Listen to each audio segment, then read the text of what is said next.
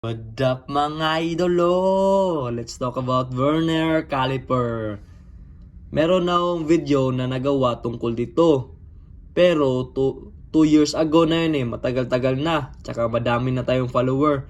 So i-refresh natin kung paano to gamitin. Sa last 2 videos na na-upload ko, tungkol naman yun sa micrometer. Ang pinakaiba ng micrometer at saka caliper, yung micrometer is much more accurate kumpara sa caliper.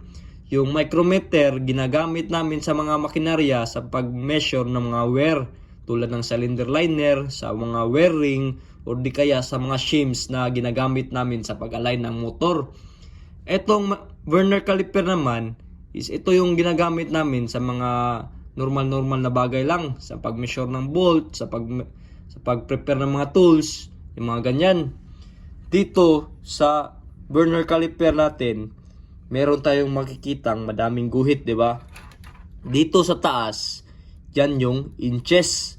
Pero hindi tayo magpo-focus sa inches kasi ang kadalasan na ginagamit namin is metric. So dito sa baba, itong mga guhit na to.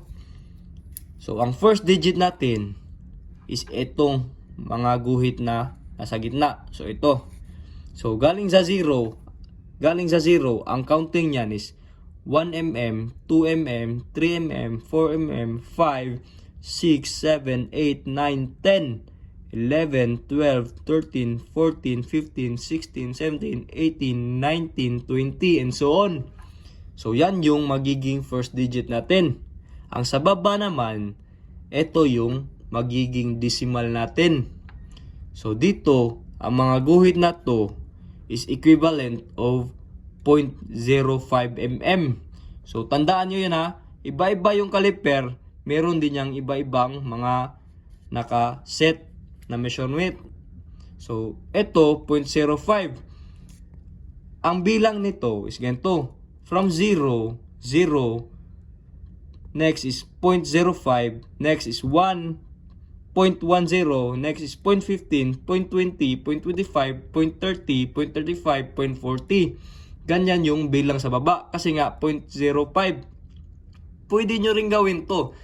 Kunyari, ito yung na-align, di ba?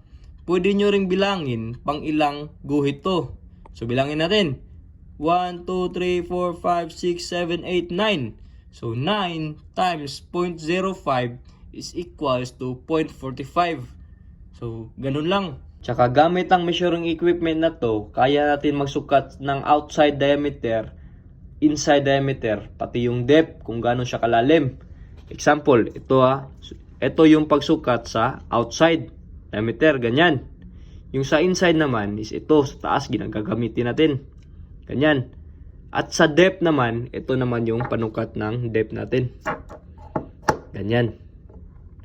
So ito, i-lock natin kasi ito yung magiging example